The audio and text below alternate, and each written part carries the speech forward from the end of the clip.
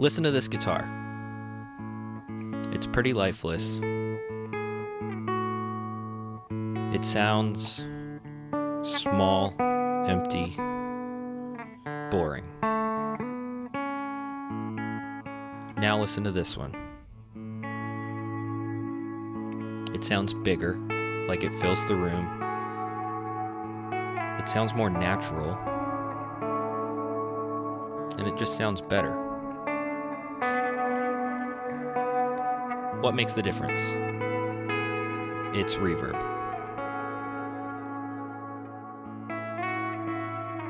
The only difference between those two is the reverb.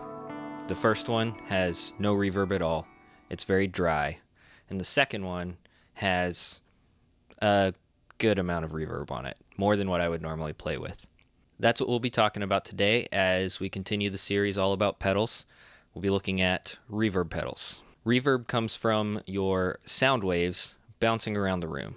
So if you look at this picture, we'll say the black box is the room you're in, there's a speaker, and the blue dot is you where you're listening from. There's obviously sound coming directly from the speaker to your ear. But there's also sound bouncing off the wall beside you, and then there's sound bouncing off the walls all around you. The longer the path the sound takes to get to your ear, the more time it takes to get there. And we perceive that as space. If you would go into a closet full of clothes and clap your hands, it's going to be pretty dead. You won't hear any really ringing around there. But if instead you go into a bathroom and clap your hands, the room is full of hard surfaces and you'll hear the reverb all around you. And if you go to an even bigger room, like a concert hall or an empty church, and do the same thing, you're going to have a longer trail on the reverb because the room is bigger. That's not really something we focus on most of the time when we're listening, but we subconsciously recognize the sound of a bigger room or the sound of a tiny closet. And this is also the reason for sound panels like what you see behind me, the white panels on the wall. That's a form of acoustic treatment. They just absorb the sound and don't let it echo around the room, creating that long trail of reverb. There are ways to deaden it, but there are also times when we want that. That's what we'll be looking at with these pedals.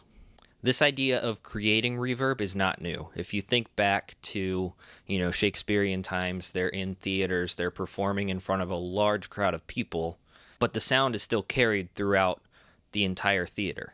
That's because the room was designed to do that. The first documentation of reverb being intentionally captured in a studio setting for music was in 1947 in Chicago, and there was a speaker and a microphone placed inside a bathroom at the recording studio. The audio from that microphone was then layered in with the rest of the mix, and that gave a little bit more life to the mix. That type of reverb, where there's a room built to create the sound, is what's known as an echo chamber. And that's not very practical for most people to have an echo chamber. That would require a large room. The first device that was created to have the same effect on your signal is a plate reverb. Sound would be sent through a sheet of metal, and with a set of pickups, you would pick up the sound from that metal, which creates your reverb effect. Similar to the sound bouncing around a room, the sound is just bouncing through that metal. Although this was a device created for the sake of creating reverb, it still took up way too much space. That was about the size of a small car, and you pretty much needed an entire room to fit one anyways. So it wasn't much better than an echo chamber for most people. In addition to that, they're very sensitive to the sound and vibrations around them, as that sheet of metal will start vibrating. The first instrument to come with its own built-in reverb was a Hammond organ, and that incorporated a spring reverb. The spring reverb really took off once Fender started building the reverb tank, and they even incorporated that into most of their amps at the time. Now, the reverb tank looks kind of like an amp head. It's a large box. It's nothing like the pedals that we typically see today, and they work very similar to the plate reverb. Instead of a plate, you have a spring, and the signal passes through the spring vibrates, creates your reverb. Those three types of reverb, the chamber, the plate, and the spring, are common to find as different modes in a reverb pedal or within your recording software. An example of that is this Boss RV-6 Reverb pedal, and this far right knob is the mode that you're selecting, and it has spring, plate, and then hall and room. And hall and room would be just kind of different sizes of an echo chamber. Here's a quick look at all of those modes to give you an idea of what they sound like.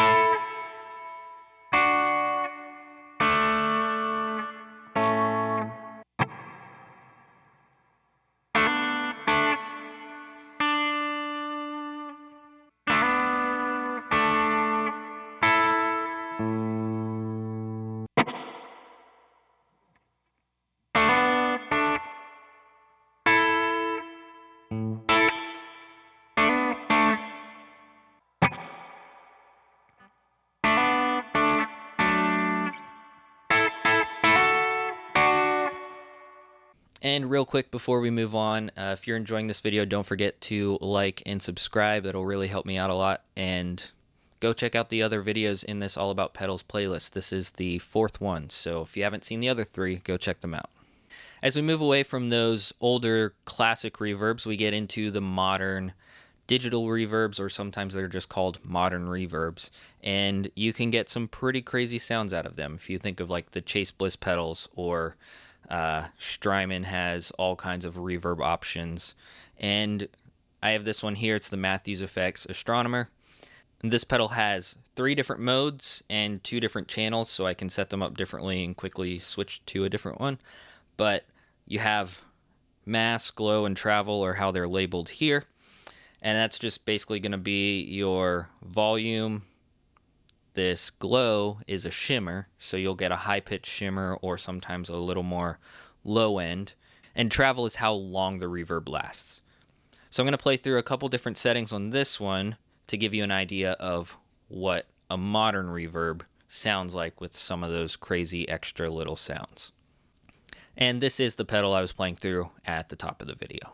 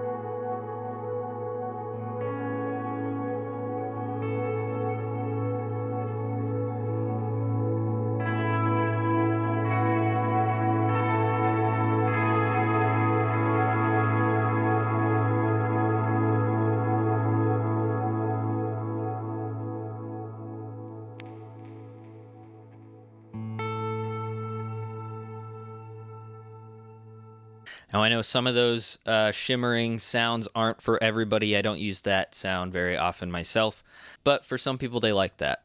No matter what kind of music you're playing, you can use reverb. It's the kind of effect that you don't always notice until it's taken away, and you notice it just doesn't sound right without the reverb. And thanks for watching all the way to the end. Don't forget to watch out for the upcoming pedal videos and go check out the ones that I've done before.